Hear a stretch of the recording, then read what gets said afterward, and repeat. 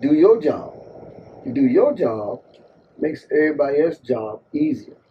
That's just in life. If you do what you're supposed to do the things you're supposed to do in life, that makes everybody around you, everybody you come in contact with, that much easier to deal with. Do what you're supposed to do. Don't spend so much time worrying about what other people are doing. Take care of yourself, then it branches out. If you can't take care of yourself, you can't take care of nobody else. So just deal with you. Clean you up. Once you get yourself together, then you can start spreading the love, spreading the wealth. And it's just, it will do that in itself. You ain't got to do nothing. As long as this temple is clean, this temple is doing what it's supposed to do, the other temples will start to build around you. That's how life is. What's good with y'all? My name is Jamani, I'm Keith Evans. and this is another episode of Soul Sit Down. Just to give a small introduction on who he is, this is one of my best friend's father, somebody that I look up to heavily, and somebody I look up to as a father for myself as well. He's just a very knowledgeable, wise, very inspirational man. So I believe that he has a lot of information that can help you all as well as help myself. So this is a big reason on why I wanted him to do a video with me. So to get started, how are you feeling today? You know what? After that introduction, I'm going to remove my shade. I like that. I'm doing very well. Yeah, how about yourself? That's good. I'm doing pretty good. All right, all right. So the first question I have for you is, where are you from? I am from a little small town called Valdosta, Georgia, about 10 miles from the Florida line. Mm-hmm. So what was it like growing up in Valdosta, Georgia? Woo! Very simple life back then. You know, I was born in 1964, so I grew up in the 60s and 70s when life was just simple. You know, I had a great time, and I come from a small family. You know, just three brothers and a sister, and we had a great time. I really loved it there. Yes, sir. So what would you say? Are you are you a middle child, the oldest, youngest? I am the second. Second. Yeah, I do have an older brother and two other younger siblings. So what would you say the connection with your siblings growing up taught you? A lot. I was the enforcer of the siblings. You know, they came to me whenever they had problems. So I kind of felt like I wasn't the older brother, but I felt like the older brother. Yes, sir. And it felt like they kind of followed my footsteps in this, in more words than I could say. You know, and I think I have set a good example. And we're kind of close. And we still have a good relationship. And I just like to say we had a good time back then when we was growing up. Yes, sir. So how do you think being from Valdosta, Georgia has shaped you? Well, the area I grew up, you know, there's a lot of racism in Georgia. But where I grew up, it was, I grew up around, you know, a few white guys, and one of my best friends was white. And we used to have this football game, local football game. My friend was white, so every Sunday we would get together. He would get his friend, which was all white. Now we had my friend, who was all black. And we all got together on Sundays, and the church used to come down. After we got out of church, they would come down and watch us play. And we had a nice, friendly game. I mean, arguing through the game, but after the game, we'd shake hands and see you next Sunday. So it was kind of diverse, you know, but racism did exist, and you know how Georgia, down south, period. Yeah. But I experienced it, but not as much as I was growing and meeting other people, listening to their stories. I didn't experience it as much as they did. But we knew it exists. But I had a great time in a little town that I grew up in. So how do you think it shaped you as far as you not experiencing as much racism as other people may have? So how do you feel like that kind of altered your mind state versus how other people may have had how it may have affected other people? Not being naive, not thinking that it didn't exist, just because I didn't experience it a lot. I knew it existed, and when I graduated high school, I went straight to the military, and I met a whole diverse of people and listened to their stories. And but I knew it existed, but uh, I didn't have the anger uh, at first until I left home. Then I experienced it more. And early on in my younger years, I was a little upset of the things that goes on, and I learned to deal with it. You know, I had a when I was young, I had a problem dealing with it. When I first left home, I had a problem dealing with it, dealing with different people. But I had to. But I always been focused. I always talked myself through every situation I came up on. I would talk myself through it and try not to get upset and just think that try to be the bigger person. Yes, sir. Always been like that. I always try to be the bigger person and try to avoid any type of altercation as much as I could. You know, no matter what you said, um, my response would always be in a positive. Then your response after that Would determine. to determine the way the situation would go from there. Yeah. So, what were some of your childhood hobbies? Well, back in my day, they don't do that now. Shooting marbles. I mean, that was something I pride myself on. I was good at that thing. I just shoot marbles and play basketball, football. Um, and a lot of my friends, which we would take something simple because we didn't have a lot of toys. We would take like a car tire without the rim. We would push that thing all over town. I mean, in the inner tube from a car, from the tire, that's what we had. We would take those, be like a whole gang of us. We would just push them things all over town, just having fun. That's when we was little. Then we get into the bicycles. We started riding bicycles all over town. But before then, like I said, I didn't have a lot of. Christmas was different. I don't remember getting a lot of toys. Which made me when I had my own kids, I made sure they had what I didn't have. Yes, sir. So we had to make toys. And one of my first little cars, you wouldn't believe what it was. What was it? A brick. Because our backyard was full of dirt. I would take this brick, push it around like I had a car, make my trails and build my little bridges and roads and stuff like that. But that was my toy. That's what I did. Whatever I could do to solidify my time, make me have a good time is what I did. The little simple things were just you can't take it back. Yes, sir. Yeah. So that kind of shaped me into raising my own kids to make sure they had the basic things of life to be happy. I didn't want them to suffer through the Christmases that I had. When I wake up on Christmas morning, there was no tree, no toys.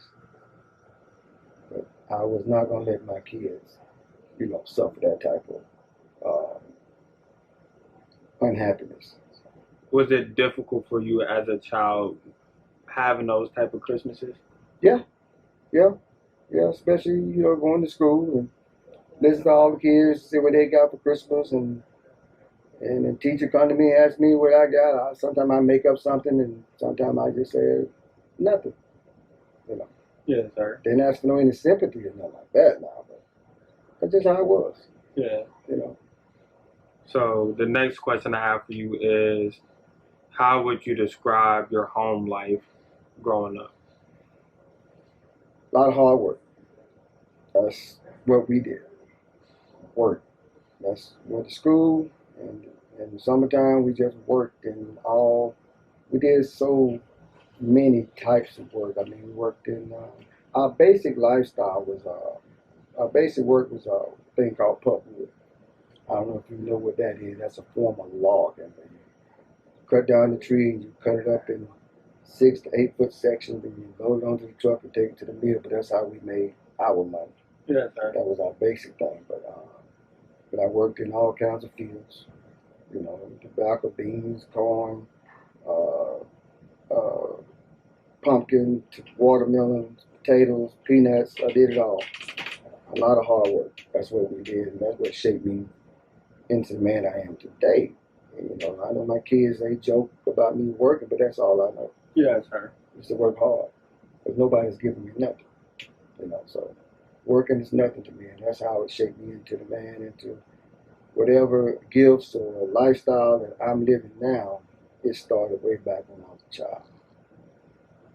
So the next question I have is, what's something that happened in your childhood that had a big effect on you, and what did you learn from it? Well, my childhood was other than not getting, you know, the pleasures of Christmas gifts, and I was just growing up without my real dad. You know, that had a. But I was raised by a man that, you know, took care of me. But as far as being, you know, hugged and hearing the words "I love you" and stuff like that, I didn't hear that, and that kind of had an effect on me early on when I got my own kids. I had to learn to tell them the things that I wanted to hear. Yes, sir. You know, give them hugs and tell them I love them and stuff like that. So that brought me and my kids closer. Because of the things I wanted to hear, wanted to feel that affection. I had to wonder if the man that raised me loved me like I loved him. Yes, sir. Because he never said it. You know, I never heard those words. You know, Yeah. and getting your own family, and I'm married to a beautiful woman that she taught me a lot about that. Because she comes from that type of family. They hug and you know, with their I love yous and all that. So I had to learn. You know, just because I call myself grown didn't mean I knew everything. You know, so when I had my own kids, I make sure that I put my arms around them and tell them I love them. And that pays dividends now that they all grown and out on their own. They've returned their love. You know? Yes, sir. So that makes me feel good. So that kind of shaped me into the man that I am today. This is something that I've told Keith before, and this is something that I want you to hear it come out my mouth as well. Is that seeing you and his relationship has definitely is very y'all relationship is beautiful to me, and it's helped me being able to accept and make me and my father's relationship better. So I just want to let you know, because like I said earlier, that you're very inspiring to me and that I look up to you, and those are just one of the ways and how you've done that for me. And like I said, I just wanted you to hear that come out of my mouth. I sure appreciate it. No problem. So how would you describe your younger self? Growing. He's still growing, and it makes me feel good to when I recognize the growth in him. It makes me feel good because, you know, when he was younger and I'm telling him stuff, it didn't seem like he was getting it.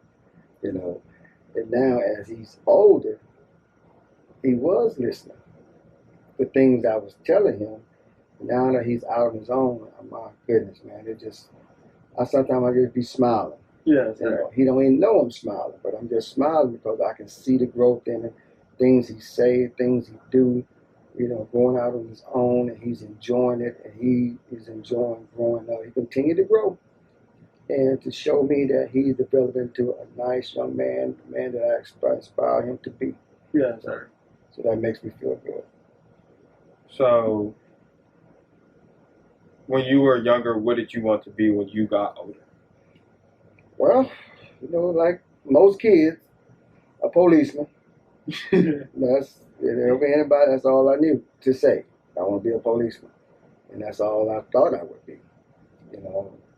And as I got older, going through school, and my senior year came, and up until about a couple of months before I graduated, I still didn't know what I wanted to do, but I knew it's time for me to step out and do something.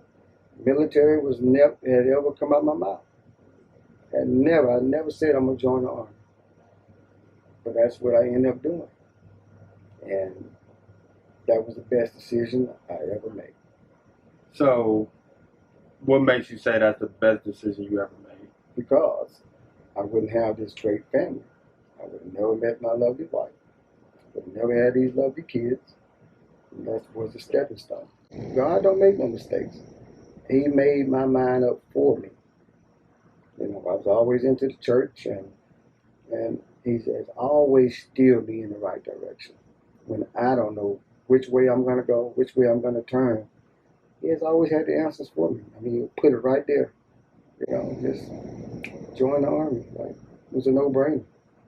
So I did that, and looking back, which I often do, you know, things that happened in my life, and I have to look back and I have to thank God because He is the one that did it for me, you know. And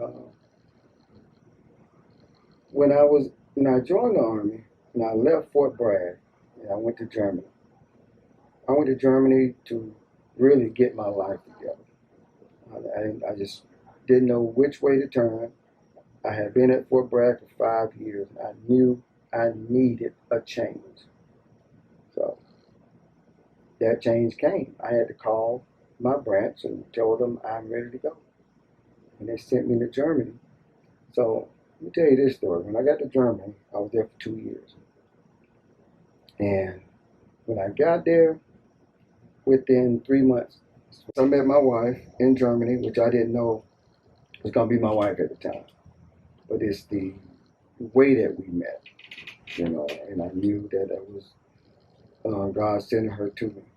Because, you know, God said when I put two people together, let no man put asunder. And it's been 30-something years. And I knew I was in the right place at the right time to meet her. And I learned a lot from her. I'm not ashamed, you know, being a man, saying I learned from a woman. I did learn a lot from her. And I thank God for her. I thank God for my whole family. We have a great life, great relationship, and I think we are doing pretty good. Yes, sir. So, what would you say is the best thing about marriage? Commitment and being submissive at times. You know, you can't always be right.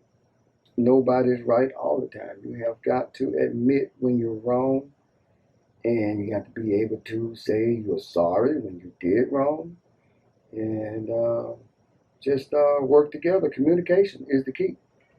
As long as each party know what's going on, we won't cut down on the issues.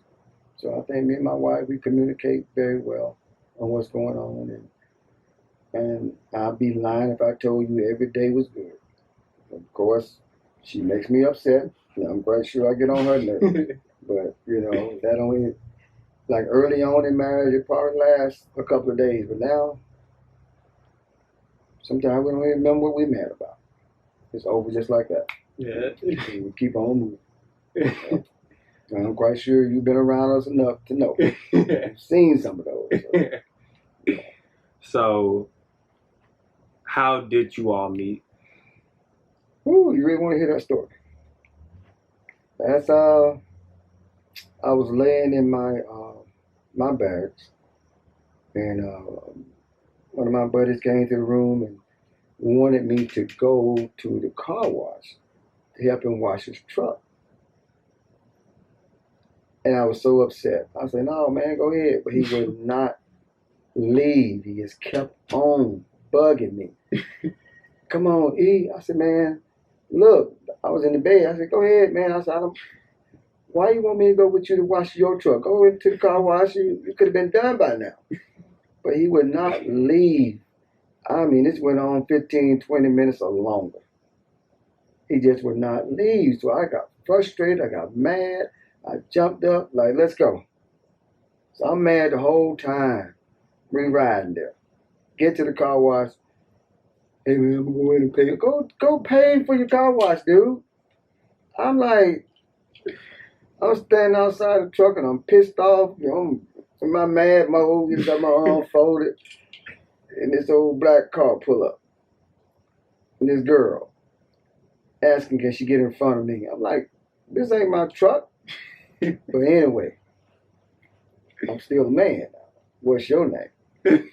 That was my wife, man. And that day, we've never been apart since that day. So I love to tell that story because I was supposed to tell this knucklehead no that many times for that long to be at that car wash at that moment to meet my wife. That's why I know God don't make no mistakes. I know He put us together, man. I could have said yeah when He first got there. We'd have never met. Yeah. We would have never met. There would never been no Keith, no Kiara, no Sierra. No, that story is definitely beautiful. Yeah. It's a beautiful That's story. how I know God put us together. And I love it. And I can't do nothing to mess it up. I'm so happy, man, for 30-something years, and we still going strong. We still growing. Yes, sir. Mm-hmm. Yeah. What would you say is the best thing about having children? Oh, man, they keep you on your toes. They keep you grounded. Force you to do the right thing every time because they are looking at you, especially when they're small. They're looking at you to help them grow. And they learn from you. And when you know your kids have been listening to you, when you hear them repeat things to their kids that you told them, then you just sit back and just smile. Like, you know you had a passion on them, and they that's the best thing about having kids, man. They just keep you living, keep you young, keep you going, and I love it. Wouldn't change it for the world. What's the biggest difference in raising a young man and raising a young woman? Well, the girls were totally different. That's all I had to deal with for a while, and then Keith came along, and I knew that I got a young man to grow up into this world, and I really, and God brought him along at the right time because I had all girls at first. I was beginning to think that I was being cursed. Like, Lord, why can't I get a boy? Could you please give me a boy? He didn't give it to me when I asked him. After my youngest daughter was born, it was 9 years. 9 years. Yeah. I'm thinking, we done. Me and my wife are done. We can't make no more kids. We wasn't trying not to have kids. But the Lord knows when the timing is right. So the day she came and told me she was pregnant, I'm, by who? I'm like, what? Wow. Lord don't make no mistake. And to show me that He answered my prayers, I like to tell that story too. My birthday, July 1st. My son came on July 2nd. Yeah. That just the Lord let me know I heard you years ago, but you wasn't ready.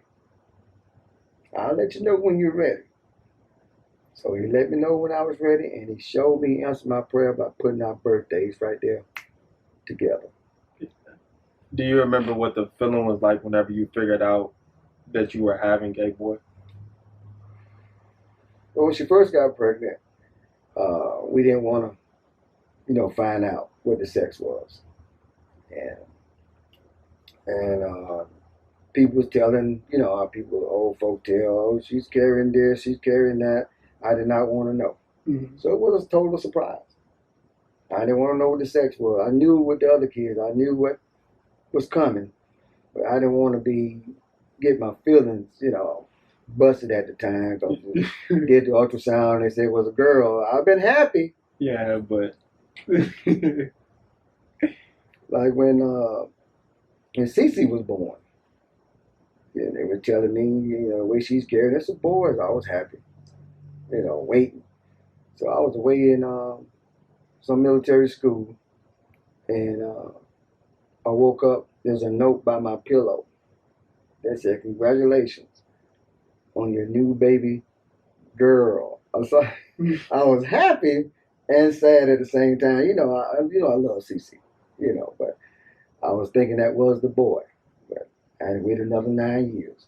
So when he finally came, I was nervous. I was happy. It was just so many feelings going through. Like, Lord, I finally got my boy, and I got to raise him right. And I think I did a pretty good job with it. Yeah, I would definitely say you've done a great job. He still got a lot to learn, but I thank God for him every day. Yeah. So, what is love to you? Being faithful, committed, telling the truth, living a life where people can look you in your face, and when you tell somebody you love them, they feel it, they know it. It's not them wondering if you telling them you love them because they said it to you, and don't wait for somebody to tell you they love you, then give the false reply. I love you too. So sometimes it's got to come out your mouth. You have to say, "I love you." You're not looking for "I love you too," but say it genuinely. You don't have to look for it; it'll come back to you. So I think the word love, people do use it loosely, and some people say it because someone said it to them. But I always pride myself on telling my kids, my family, my loved ones that I love them, you know, first.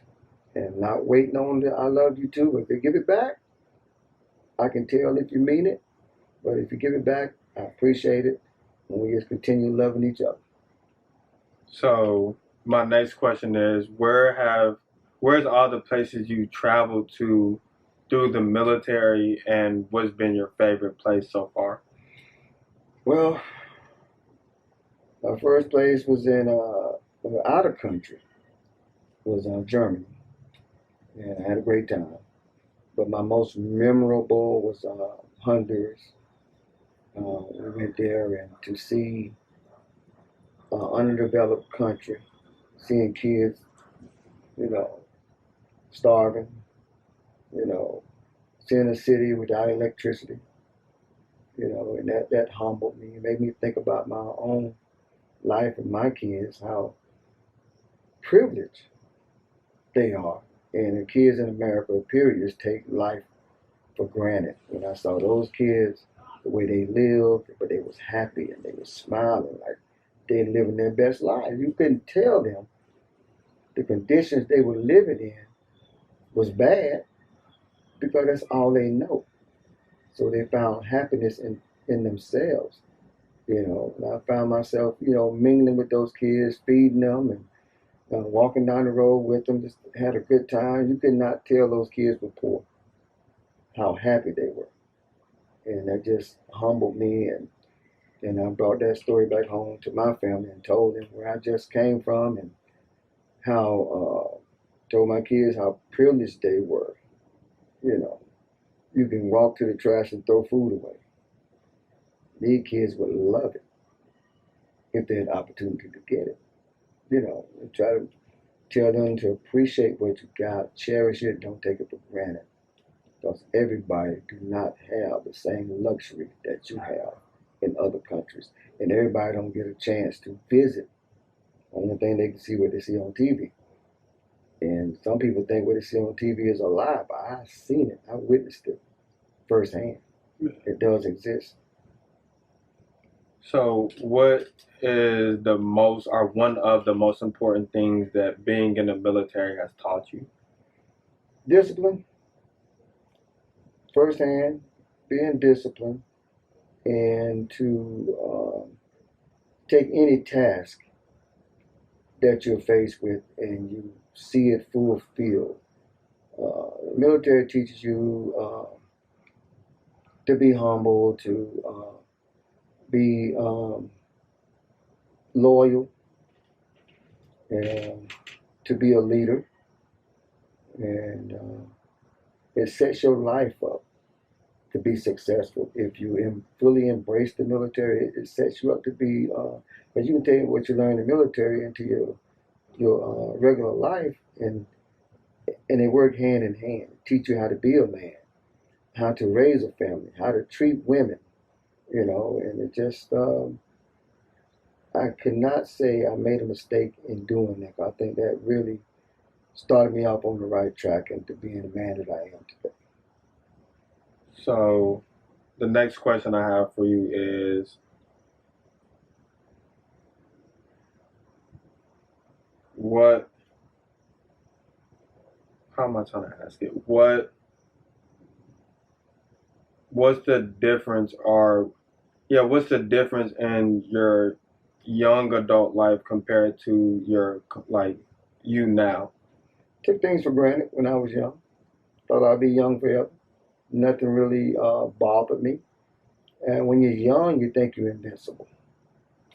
When you're young, you do things, you take chances, you take risks, and as you get older, you will hope that if you had any bad habits when you were younger, you learn from the mistakes. You're gonna make mistakes. Everybody make mistakes. Not just young people, old people still make mistakes. But as you get older, you don't want to make the same mistakes when you were young into your older life. So you learn from it and you think back and like, wow, I really did that. But now, and then you start getting kids and other people come into your life that look up to you.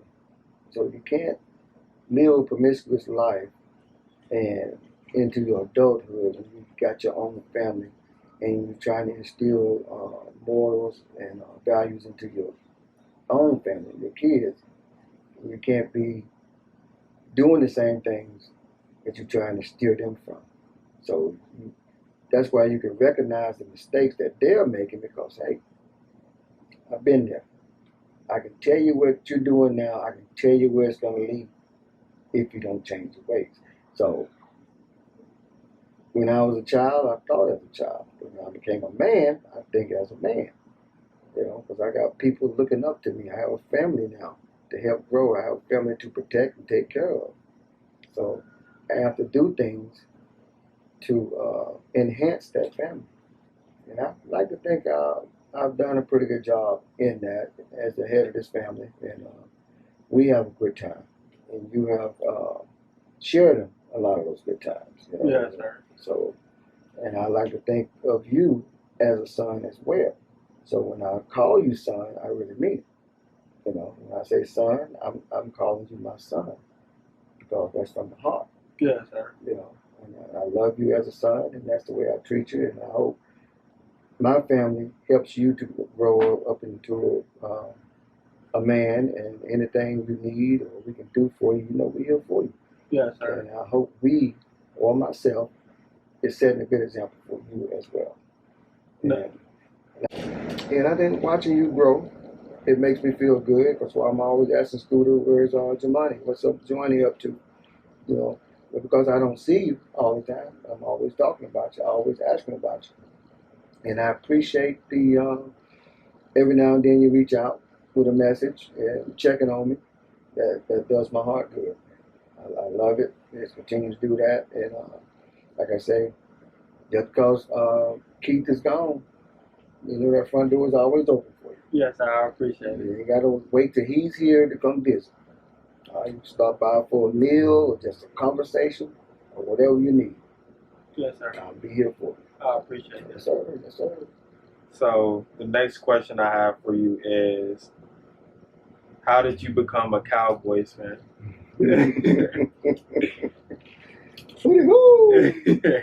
Well, one day, I think, I don't know, 10, 11, I was just laying on the couch and a football game came on. It just happened to be a Super Bowl. And it was the Dallas Cowboys and the Denver Broncos. And I like that star right there. So I was like, man, I like that. That star on the helmet, and Roger Staubach and Tony Dorsett and the formation that they had. I was like, I like the way this team plays. And they won. That had a lot to do with it, too. They won the game, and that was in the 70s. That was the Cowboys in the Super Bowl against the Broncos They won, and ever since that day, I liked that team, so I became a Cowboys fan. And I was pretty much the only one in the family that watched football like that from then on. So that's how I became a Cowboy fan. I don't know nobody else's story, but that's how I became one. Yeah. So, what does football teach you about yourself?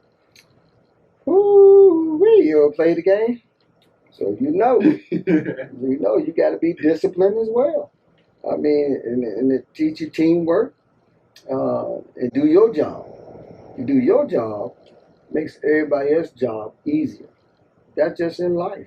If you do what you're supposed to do the things you're supposed to do in life, that makes everybody around you, everybody you come in contact with, that much easier to deal with. Do what you're supposed to do. Don't spend so much time worrying about what other people are doing.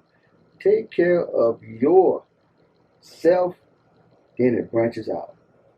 If you can't take care of yourself, you can't take care of nobody else. So just deal with you. Clean you up. Once you get yourself together, then you can start spreading the love, spreading the wealth. And it will do that in itself. You ain't got to do nothing. As long as this temple is clean, this temple is doing what it's supposed to do, the other temples will start to build around you. That's how life is. Yeah, I definitely agree with you. So, taking it back to the military, what's one of the craziest experiences that you witnessed in the military, and what did that experience teach you? Well, this goes back to a racial thing. Uh, I was a private, and there was a sergeant that I thought was being uh, racist towards me, and he caught me at a time where I was still learning myself. I was still young, and I bucked authority because I thought he was treating me wrong. And I'm always gonna be a man. I was developing into a man, but disrespect is something I never tolerate. I don't care what position you in. I would never allow you to disrespect me. And I thought he was being disrespectful, was not um, living up to his rank. Even though he's supposed to be the leader, he's supposed to be in charge of me, but he was treating me in such a way that I had enough. And so I told him, I said, Sarge, if you just take off that rank, I will show you. He did it. Took off his shirt, took off his hat. It was just me and him. And that's another thing that I would do. And I confront somebody. It's going to be mono on mono. Ain't going to be no crowd where you can show off. In the crowd, people will show off. Get them one on one. And that's something that I do, and it's something I will continue to do to this day. I let you show out in the crowd. I want to see how bad you are when just me and you. I'm looking you in your eye. And that's what I did. It was me and him in that motor pool. He took off his rank and I went to work. And we walked out and we were best friends ever since. Ever since that day. I had to show him. I had to earn it. So I earned it. And that's something I learned from that day, that sometimes you got to earn your respect. You got to show people better than you can tell them. And that day, I learned that I will not be silent when I feel you're doing me wrong. I'm not going to let you get away with it. So, and that's why I teach my sons. Speak up for yourself. As long as you're right, I got your back. Nobody's going to disrespect you. And that's why when I tell him this stuff, I'm reflecting back to my past. I wasn't going to let nobody disrespect me. So I try to tell him, so I don't let nobody disrespect you, man. Because if they do it once, they'll do it again. So I Always stand up for yourself. Let me tell you that too. Always stand up for yourself. Don't let nobody disrespect you, especially someone you love. All right? Yes, sir. All right. And to take it back to how was it for you not growing up with your real father? That bothered me for some time when I was a kid. I knew the family my dad came from.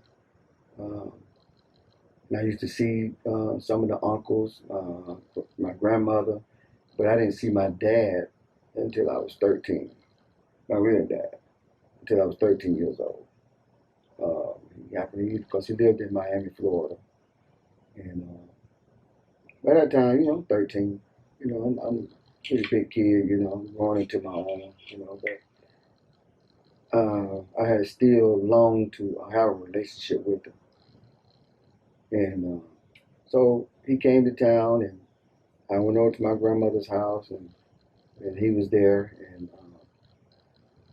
I got into the car with him. He said he wanted me to go for a ride with him, so I got into the car.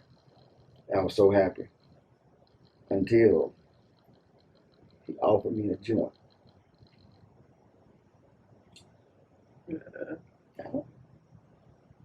So that kind of hurt me a little bit because he was smoking, a joint and get ready to pass it to me. I'm like, I ain't know what. I'm like, no, I could have. If I was weak, I'd have took it, and I probably would have been smoking weed for the rest of my life. Who knows? But that's not how I was raised. That's not how the man that raised me, my stepdad and my mom, we didn't drink or smoke or nothing like that. So my upbringing allowed me to, you know, he's my dad, but he ain't raised me. I guess he thought it was cool to offer me a joint. Like, no, sir, I'm good. So I turned it down and we just had a little conversation, but it took back a little bit of what I felt. I was kind of like let down, disappointed. But I had a good time with him. I ain't gonna lie, I had a good time with him. But growing up without your biological, if anybody tell you that they don't care, they lying. Because everybody wants a relationship with their biological if they're able to. So to spend a little time with him that I did from 13 on up to 17 when he died, I had a good time with him. Yeah, so. But I only had a short time with him, and I was in the Army, basic training, and when I got the message that he had passed, when they told me it came to me and they said, your dad has passed away, I'm thinking they're talking about my stepdad. Yeah. And I was hurt. And they gave me the name, and it's a totally different term, but it was sad, but it didn't hurt as much as if it was my stepdad, because he's the one that raised me since the time I was 5 years old, But I did go to the funeral and everything, and able to meet some other siblings, and had a good time. But I had a very short relationship with my dad, my real dad, about 3, 4 years. But I only seen him twice in those 4 years. Once when I was 13, another time in the casket. Did it affect you as a child, him not being around as far as like your behavior or? No, because I was being raised. I had a pretty good childhood. I had a good life, so I thought about it every now and then. Every time I go to my grandmother's, and I would hear stories about him and visit my uncles.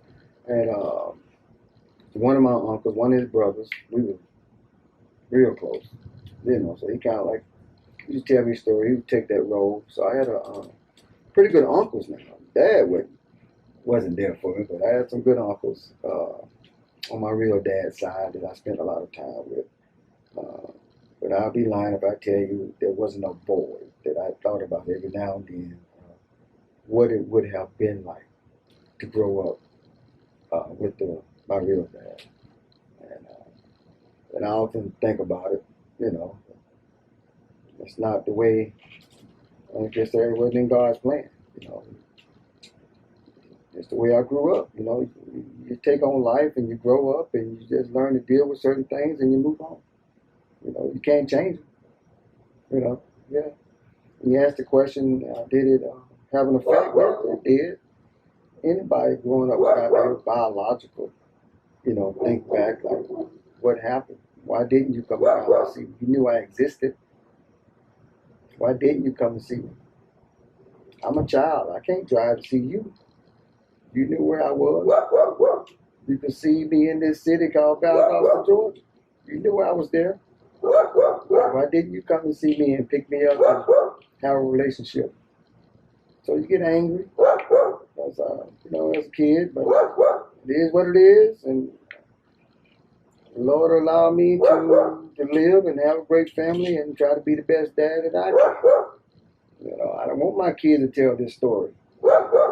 They can't, so they don't have to, because I was there. Yeah. You know, and I'm still here. You know, it's just the way life is, man. You take on life challenges and you just keep moving and you learn and you grow. Spread the love. So, what's your most proudest father moment? Oh man, you know, with kids, we have so many. You know, their first steps, their first words, their participating in sports. You know, when they score a touchdown or a basket, or hit a home run. It's been so many. You know, and each one of the kids have different things that they do that you try to help them grow, whatever they participate in. You know, I let me and my wife leave it open. When the kids like, what you want to do? We're gonna support it. Whatever you want, and just do, you know, the softball, the basketball, the cheerleading, football games. I mean, everything that they do, we are right there on the sideline, the loudest parents. You know, just to watch them grow, man. It's just so many things. There've been home runs, there've been basketball shots, there's been karate. There's been so many things that they participate in that just make you happy. We got the video to prove it. We got hours and hours of home movies that I sometimes I would go up and watch those videos when they was like months old and on up, just to watch them, listen to them, how their voice sounded and things they did. It just, man, it's just a great experience. I wouldn't change it for the world. Yeah. So, what does being a man mean to you? Committed, loyal, a leader, a man of morals, and just pretty much a man has to be the head of the house, be a leader. Try to always tell the truth, and that way you don't have to remember what you said. And, just somebody, being a person that someone looks up to. They don't have to wonder. When they see your family out, they don't have to wonder if you're the head of that household because you portray yourself as such. When you come to my house and I greet you in open arms, handshake, or whatever, being a man is just being a leader, being respectful, being respected in the community. You know, it's so many things, little things. It's one of the little things. No, you don't have to tell nobody how you are. Because if you're doing the things you're supposed to do, they'll tell you. You never have to brag about doing things or brag about doing anything. Because if you're doing things the way you're supposed to do it, people recognize it. And they will tell you. You never have to tell nobody. You never have to tell nobody how good you are. Or people would tell you. Or tell somebody else, that's a good man. Right there. People would say that about you. In your presence, and out of your presence. When they speak of you, I say, hey, what you know about your money, man? Oh, that's a good man there. You know. in your presence or out of your presence, people will talk about you. And that's how you want to live your life, where everybody else tell you and tell other people how good you are. You never have to brag on it or utter a word if you're doing what you're supposed to do. Because if you ain't doing what you're supposed to do, what they gonna say?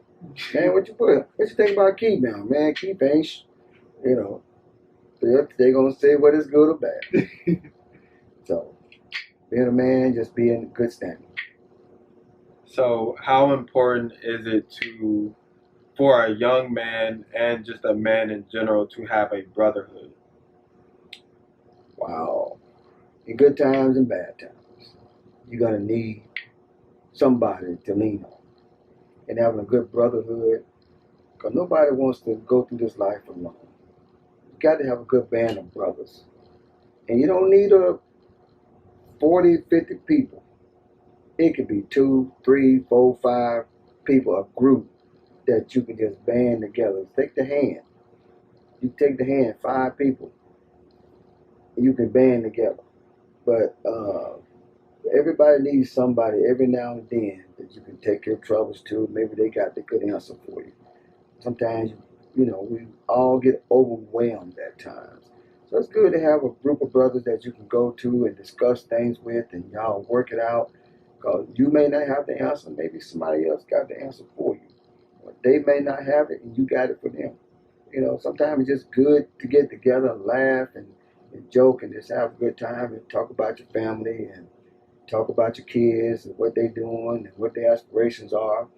And you always want to have a good group where your kids feel they can call somebody. I call my brother and talk to him, you know.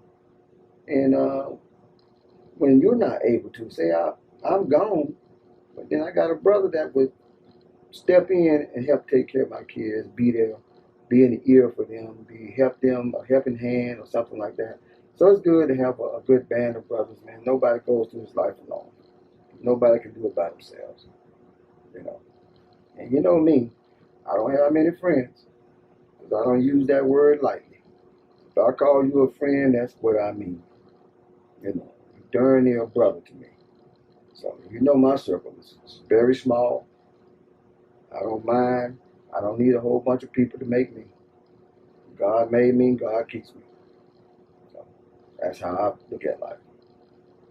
So, the next question I have for you is, what do you think is the biggest difference in your generation and in my generation?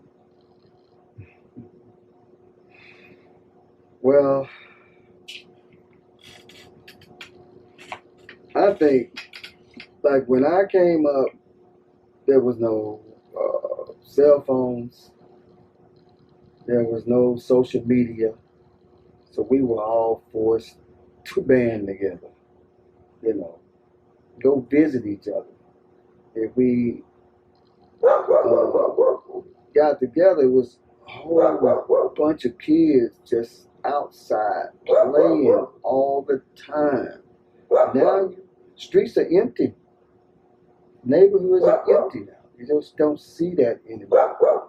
I mean, we used to be outside any chance we got. We outside playing. We had a makeup game. We didn't have all the technology and the toys and stuff that y'all got now. Video games. We didn't have none of that stuff. We playing table football. Little stuff like that. We just making up games. I think we were closer then. That's why all the aunts and uncles are so close, and the cousins, older cousins, because we all grew up together, we all played together, and we tried to do that with our kids. When they were little and Carolyn was little, we used to take them to visit their family, their cousins. But now that they are the age that we were, we used to take them, we was in our late 20s and 30s, we were taking them. Even like, they don't do it like we did. They don't take their family to Georgia, to South Carolina, to New York, to North Carolina, all these different places. We travel. We traveled to take them to make sure they met their cousins. That's why uh, Keith and my kids are closer to their cousins, but we took them to see them. When Journey them starts to get older in high school, they're not gonna know their cousins in all these different states. Yeah. Because their parents, my kids are guilty too. They're not taking the time to go visit while they little. While their kids are little, you got to spend that time, man. That's a difference. Thing life was so much simpler then. You know, we didn't miss technology because we didn't have it. And when technology started to enter our lives, we were kind of lost, and y'all were just, man, we had to learn from y'all. About computers and all that stuff. We had to learn from y'all. That thing in my hand was like, what the heck I do with this? You know? We had a house phone that rang. Those phone booths we had to go to, beepers, and beepers came, stuff like that. It just, life was so much simpler then because you had to go to visit your friend. You had to go to the house. If I wanted to see you and talk to you, I had to go see you. I got to come to you, you got to come to me. Now, you just sit back on your bed, call, FaceTime. You ain't got to go nowhere to mingle now. Y'all can get on group faces. You got 5 or 6, 10 people on a call, and y'all just visit like that. We didn't have that, so we had to make it happen. I used to go to my cousin. I used to ride across town on the bicycles, and our cousin, we walked for miles to visit each other. We just played all day long. Go to different aunts' house, different uncles' house, everywhere. We just be all over the place. So that's the difference now. You were forced to learn, like reading a map. We didn't have no GPS when we traveled. You got to know the roads. You got to be able to read the map. Pick up the map and calculate your journey. You got to map it out. Okay, I take this road here. And that was our GPS. We had to actually read. Do you know how to read a map? I don't. See? I'll tell you. If technology was to just shut down today, would you guys know how to survive? I think it would definitely be difficult. It'd be difficult. It would be difficult. Then y'all will appreciate us old people. We got to take y'all to school. All right, this is what you need to do. Yeah, so that's the biggest difference with technology now. No technology then. That's the biggest difference now. Back then, you was forced to mingle. Now, you guys can mingle from a distance. You can mingle from state to state. You can still see somebody, no matter where they at. You can still see their face. You can still talk to them. So, that's the biggest difference. That's all. But life is still the same. You still got to live it. You still got to be honest, and you still have to treat people right. That goes from generation to generation. That would never change. But for just socializing, that's only different. But you still have to be a man or be a woman. You still have to be respectful. So that's my take. What's the best thing about being a granddad now, and what's the difference from being a father versus being a grandfather? You allow those grandkids get away with a lot more than you allowed your own kids to get away with. Simple reason because you don't have to raise them. When I visit my grandkids, I'm going to whatever they want, they're going to get. I'm going to spoil them. It ain't my job to raise them. So their parents might look at us like, you ain't let us get away with it. Okay. You got to raise that little girl. I ain't got to raise her. When she come to granddaddy, she going to get what she want, as long as she's respectful. Depending on how you raising her and how she treat me. So she's a reflection of you. If I got to discipline, I'm going to discipline her. But as far as being a grandfather, man, it's a beautiful thing, to have those kids look up to you and love you, and it's helped the kids raise their own kids. It's just a beautiful thing. Yeah, I enjoy being a granddad. Yeah. What's some regrets that you have, if any? You can't live with it, money. can't live with regret because you can't change whatever done happened. If I had to look back, I regret because I thought, so I wanted to be a football player. You asked me earlier what I wanted to be in life, and I said a policeman, but that was just a career. But my passion was football, and I didn't have the support uh, from my family, and I thought I was pretty good at it, but I didn't have the support to like transportation or encouragement. I would go and try out for football, knowing I'm not gonna have the financial support, family support, none of that is gonna happen. You know? So year after year, I would go and have football tryouts. I would go knowing I can't get back out there, so I never was able to pursue. So I never will know how good I would have been. Maybe I would have sucked, or maybe I'd have been great. We'll never know. And that used to weigh on me for a few years till I just finally decided that was not what God had in store for me. If He did, He'd have made a way for me to play. But that's my only regret. And that led me into uh, supporting my kids in whatever they want to do. I was not going to, whatever they wanted, I was in support of it because I was not going to do the same thing. I could have been, mean and like, my parents didn't support me, so I don't care what you ain't, I'm not doing nothing, I'm not taking you nowhere, but I encouraged them. Hey, whatever you want to do, I loved it. I enjoyed taking them to the practices, whatever they sign up for. We encouraged them to be the very best that they can be. We're going to be there. Whether you won or lost, we're going to be there to support you. You know, I remember Kiera was in track. We was they had a New York tournament. So somebody with my video camera. Kiera is last place. But you couldn't tell by my videos. I just had her. You thought she was in first place. I followed her all the way around the track. And the main thing, she didn't quit. She kept going all the way through the finish line, but she's the only one. Everybody else way up there, she going along. She just kept chugging along, and I was so proud of her.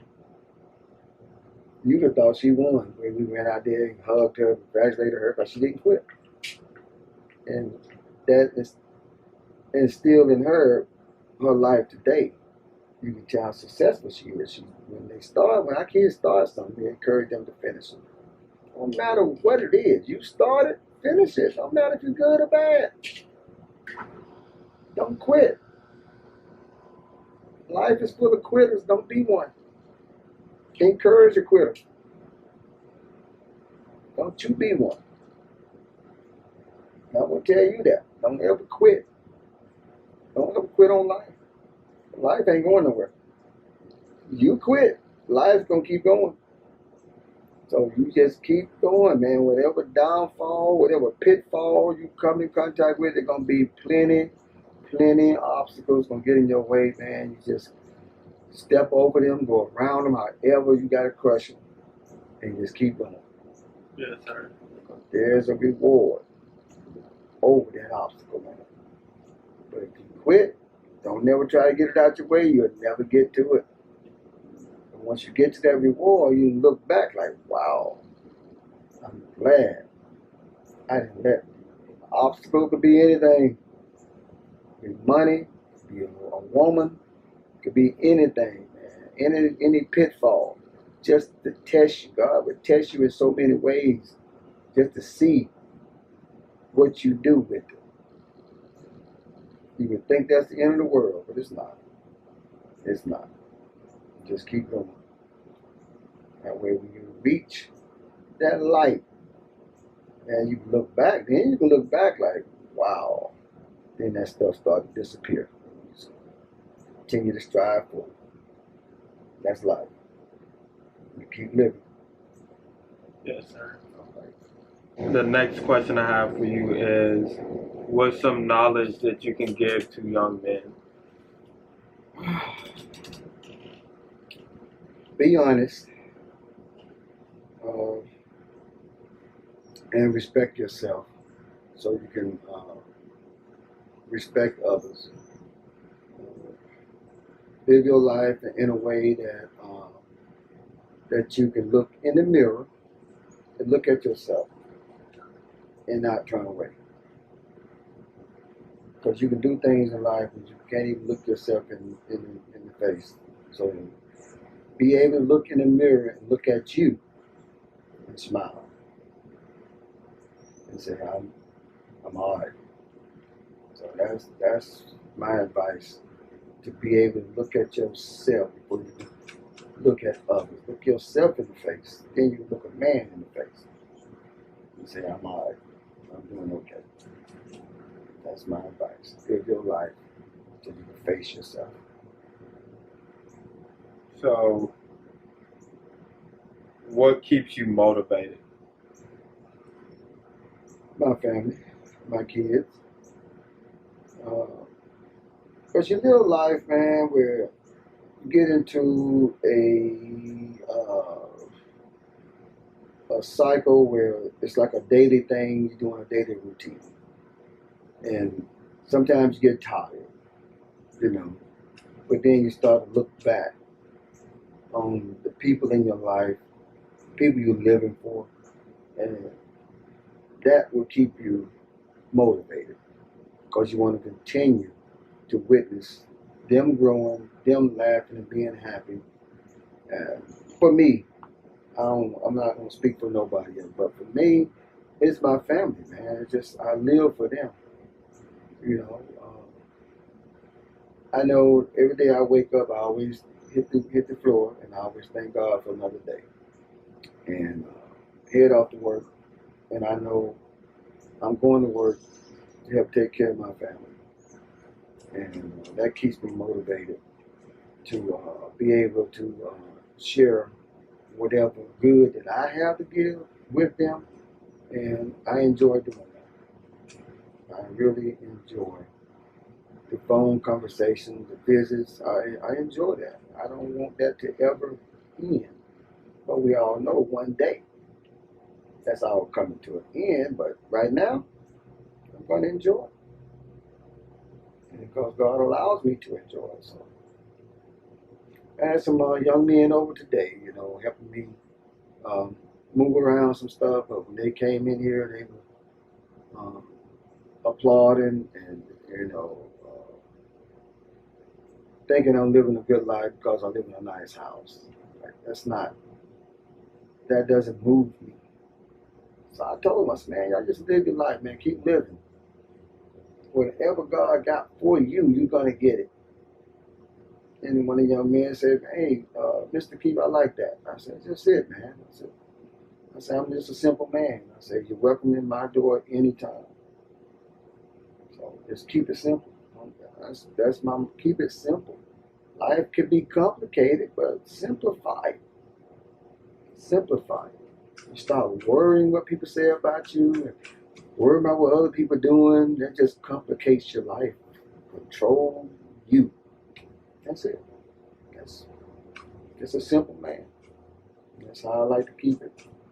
And anytime you come around me, I like for you to have good vibes, good conversation. You know, we have a good time, and I would love for it to be memorable. I'd love for you to come back and see me. When people don't come back to you, you might be doing something wrong. You know, when people love to come around you and talk to you and visit you, you're all right. You're all right. You ain't got to be overly boisterous of your life and all that. Just be yourself. So my family keeps me motivated. Right now, we empty nesters, me and my wife, and we are looking forward to enjoying ourselves. And you know we have a good time together. What's the best advice that you were ever given that you can think of right now? Man. Oof. Financially, just today, a young man at work was telling me about his finances, how he had his 401k at various jobs, but he didn't know that when he changed jobs, which I couldn't believe, that he could roll it over to the next job. So he had been, whatever he had at that job, he'd take it, cash it out, spent it, went to another job, started however long he was there. I said, and as long as he had been working, he could have just rolled it over to various jobs, to the one he had now. He was like, I was like, wow. So somebody never told him that. I'm surprised that nobody ever told him that. I said, yeah, you could keep the same 401k, man. Just roll it over 8, 9, 10 years ago. Just keep the same. So I was happy to give that advice today. Just today, I was happy to give that type of advice to help some young person set themselves up for when they my age. I told him, I said, you can't wait until you're 60. You try to save. I said, you got to start now. Matter of fact, you're way behind. You should have started when you graduated high school. That's when you look forward. So I got to set myself up for retirement. And every year go by that you don't do that. Because you say when you're young, what y'all say? I got time. I got time. And you can spend, and spend. And people, I know they say you can't take it with you. But if you ain't got it, by the time you're 65, you didn't bring it with you to take with you. So what? You gotta set yourself up to live when you get old, that you are not able to work. The money you're making now is going to take care of you 20 years down the line if you put it in the right place. So you have to. You have to save. People that don't want to save, I tell you, you can't take it with you. Have fun. Spend your money. Okay, go ahead. Go ahead and do it. Every time you get paid, spend it all. At 17, at 18, 20, 25. Keep on. 30. Have fun. Go on your vacation. Have a good time. 40. 50. Now these ailments start settling in. You might not be able to work. Now you're trying to live off of what? Disability. Because you didn't invest in you. Invest in you. Who could take care of you more than you? Invest in you as soon as you can. You might not be around to spend it, but invest in you so you can take care of somebody else. It ain't for you. If you're around to use it, use it. But you set up for your kids, your grandkids. When you leave, they should have something to help propel them through life. But if you are here to use what you invested in, then you look back and smile. You won't be 70, 80 years old still working. You don't want to be that person. I see them because they didn't invest in them. I see people like that at my job now. Crippling in their crutches, canes, old, been working out at this place 45 years. Can't quit. They didn't invest in them. They had it. Now I see people out there too. They've been out there 35, 40 years, walk out the door. Over $500,000. Working at a plant. You don't need to be a lawyer or a judge or all the illustrious jobs when you put your money where you're supposed to put it. You set yourself up. You can retire no matter what you do and live good. No matter where you work at. You have to pay yourself. Pay yourself. You need to pay off in the long run. I think I done gave you that speech a couple times. Yeah, so yeah. So that's it, man. Life is what they say. Life is like a bowl of cherries or whatever they say. You can only eat one at a time. Take what life got to give you, man, and make the best of it, and just move on. Trust in God and trust in yourself, man. You just keep the faith, and things will work out. It will work out. It's not a fast-paced thing. It's longevity.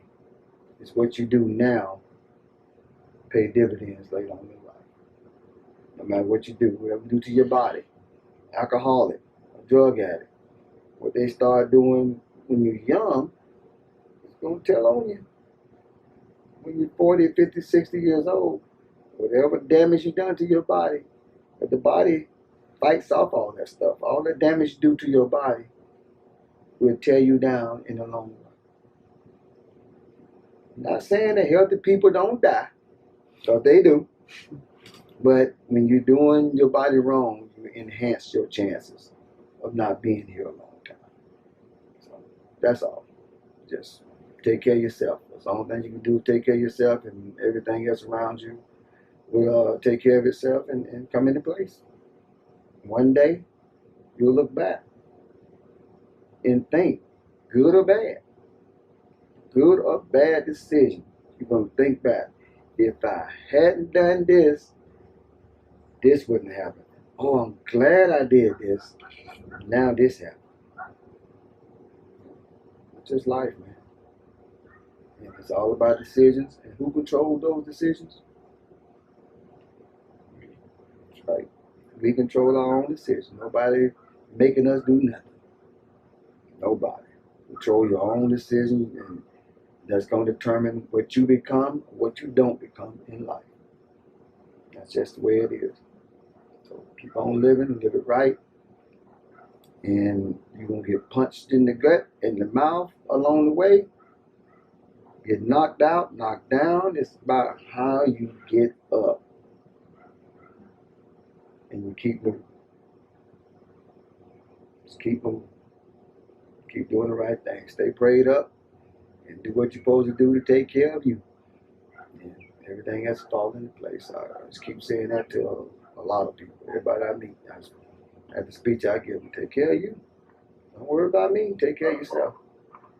Are you all right? That's just how it is, man. Just that simple. It's just that simple. Yeah. Yeah. They can simplify it no more. Take care of you. It's the only thing you can control. It's just the way it is. And the last topic before I wrap it up, I wanted to touch back on sports. What's your favorite college team? Georgia Bulldogs in football, as you can see. Go Dogs. I don't know if they won today, but I hope so. Baseball, my Atlanta Braves. I don't know if they can see it on there. It's all right. I'm saying it. The Atlanta Braves. You know my basketball team in the pros is the Los Angeles Lakers. Yep. That's about it. That's about all the teams I follow. College football, Georgia Bulldogs. Pro football is my Dallas Cowboys. Baseball, my Atlanta Braves. And Los Angeles Lakers in baseball. Basketball. That's it. And I stay loyal. I've been with these guys for years. Yep. I don't jump teams. Ain't no bandwagoner or nothing like that. Win or lose, I stick with them. No matter what it is. I mean, you know I'm a Cowboys. They don't broke my heart so many times. I know my son got so mad he left me one time. I went to the most stinking 49ers. And he finally came back to his senses and came back to the Cowboys. So. And he left the Lakers too. When Curry started shooting all them damn threes. So he went to the damn Golden State Warriors. But I'm still a Laker fan. And I told him, I mean, Golden State ain't gonna be up there. No, you can't leave and come back to my Lakers. I'm not gonna accept you back in the fold. So hey, gotta teach him to be loyal too. You know, come down to sports. Yeah, that's it in a nutshell, man. You know, I'm just a simple guy, simple man. Take one day at a time. That's all I do.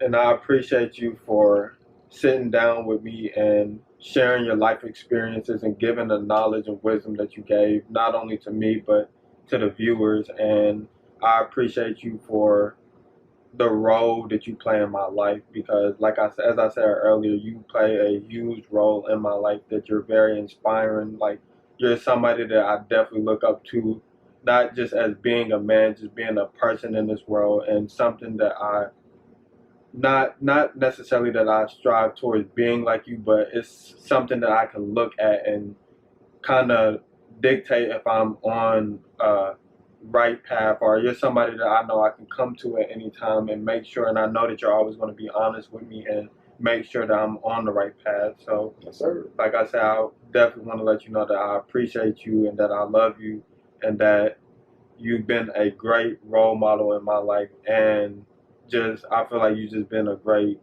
person in the world in general and everybody's lives that you came across. I sure appreciate you. No My problem. pleasure. My pleasure, Jamal. No. Had a good time. Okay. I appreciate it. And I appreciate y'all for tuning in.